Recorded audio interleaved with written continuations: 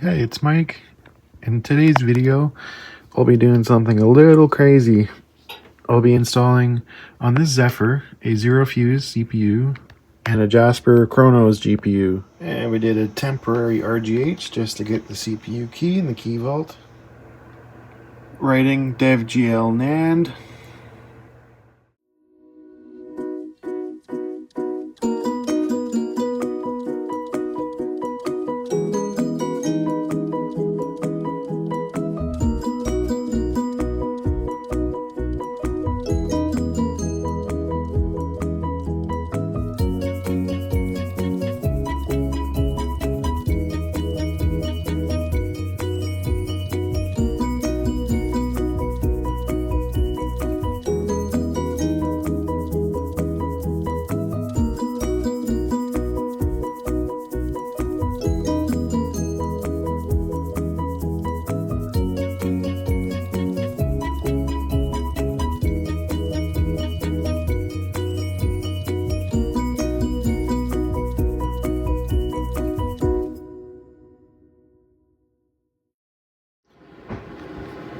Okay, we're gonna do the initial tests with the original Rhea GPU just to make sure the CPU is okay and stable.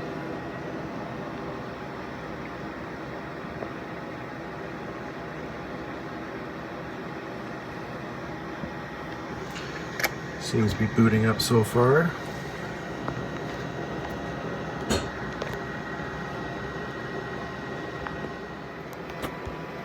And we have a problem. This popped up right when I was in the dash. E71, bad NAND. Which kind of makes sense because I did have some bad blocks in my NAND dump.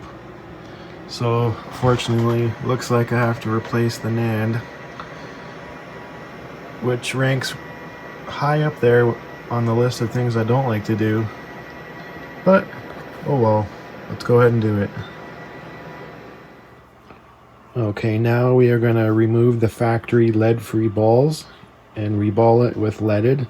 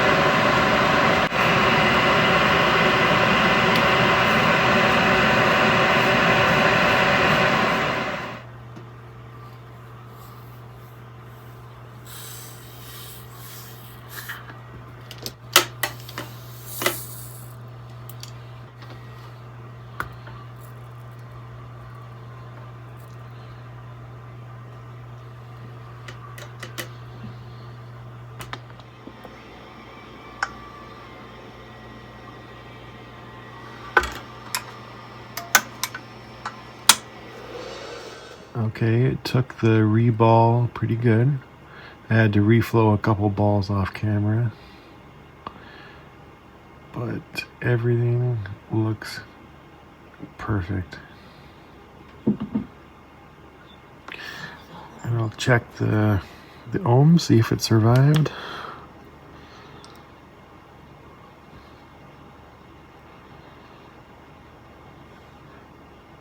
Yep, it's in good health, ready to be installed.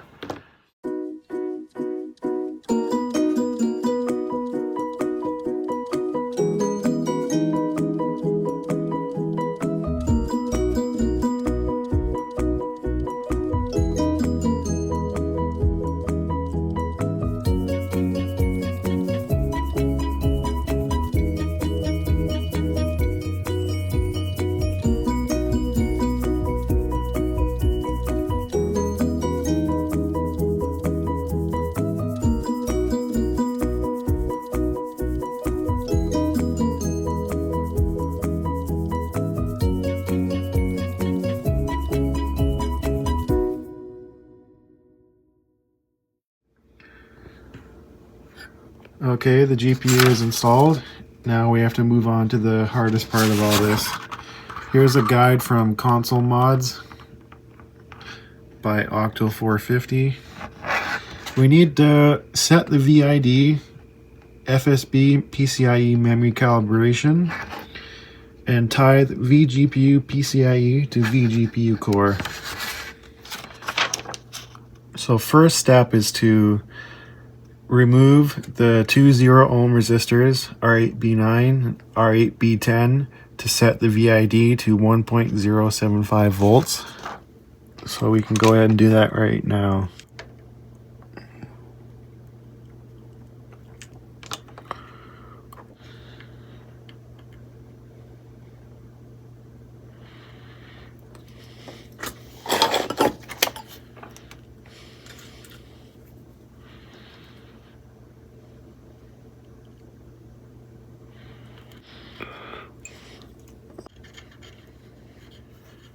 Next step is to set the FSB.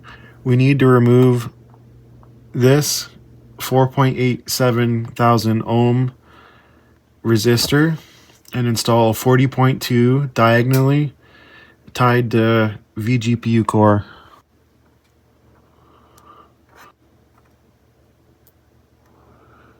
Okay.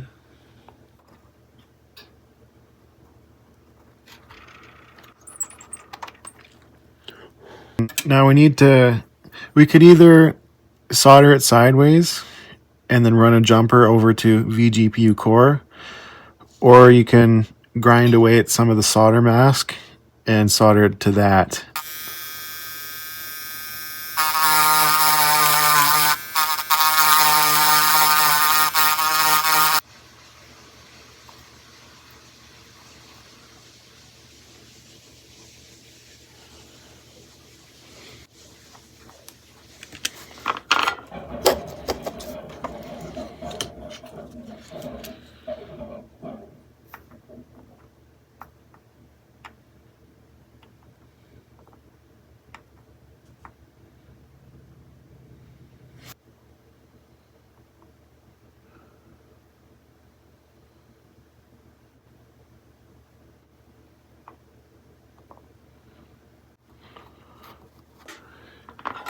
Okay, for PCIe, we have to remove R4, R3,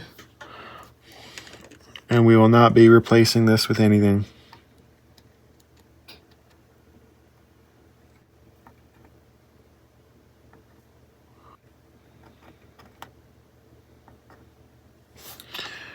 Okay.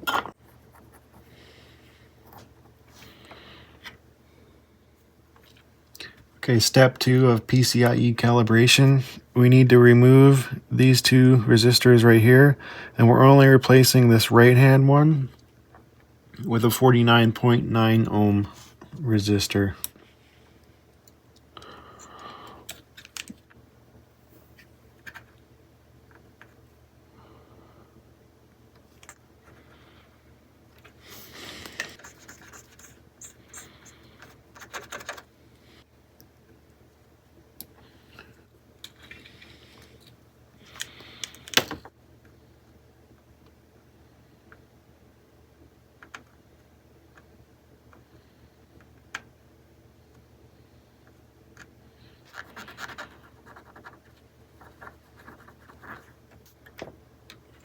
Okay, now for memory calibration, we need to remove these two 40.2 ohm resistors and replace with two 40 ohm. So that's going to be this one right here and this guy right here. We're going to get those removed.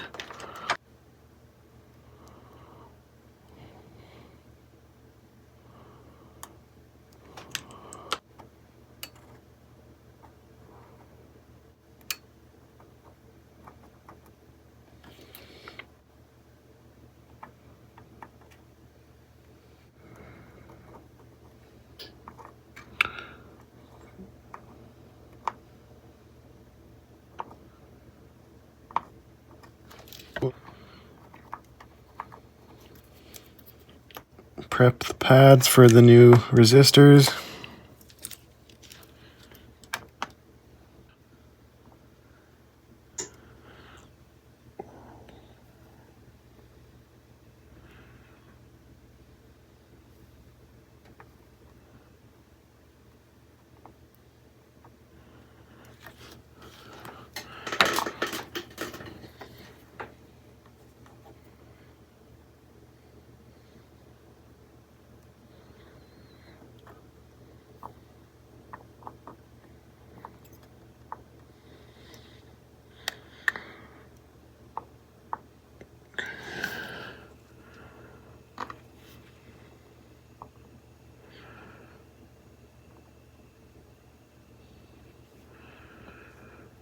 Okay, next one.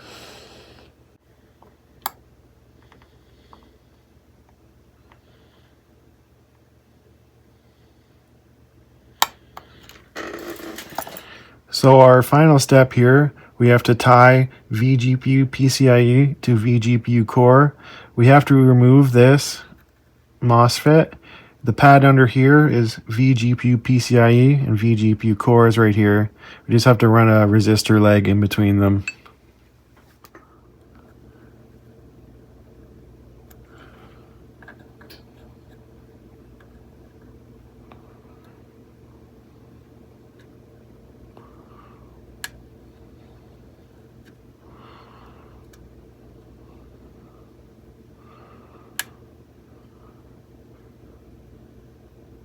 Okay, perfect. It's not touching anything at all. Okay, let's give it a test.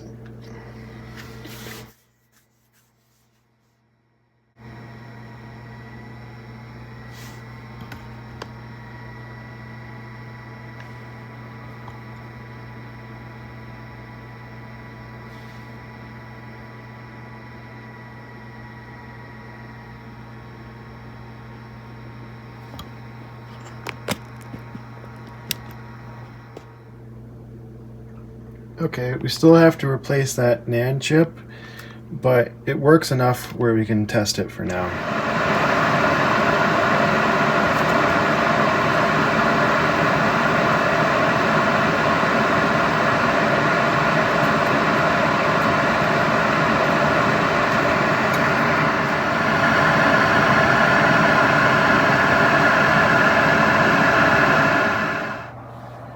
Okay, I tested the chip before I took it off. No bad blocks. Still no bad blocks, so that's a great sign. Okay.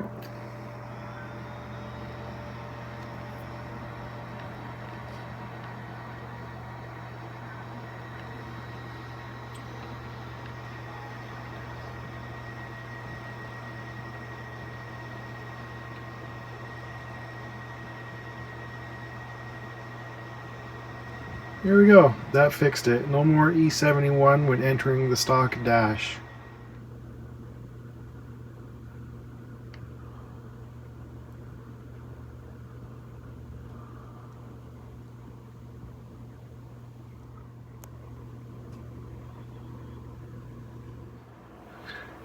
Okay, it's fully assembled. Let's give it a test.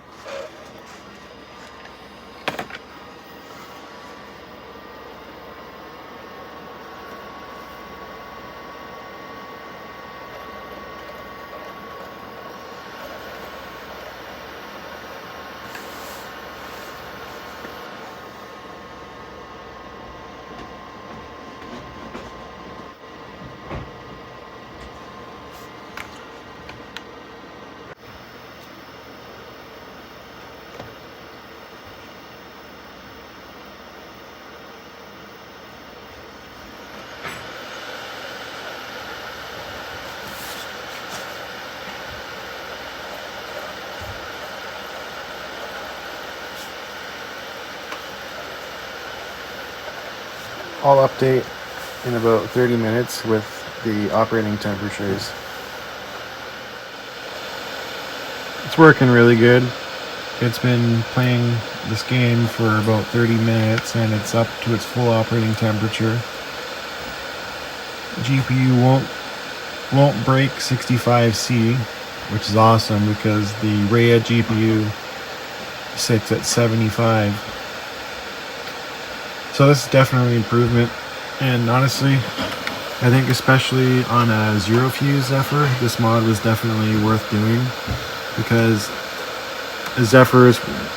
zero fuse Zephyrs with Rhea GPUs, they seem to behave differently than like Jasper zero fuses, but with the Kronos GPU, the Zephyr boots consistently every time. There's no weird behavior. It just works perfect. I don't know what else to say. Anyways, thanks for watching this video. Hope you have a good day.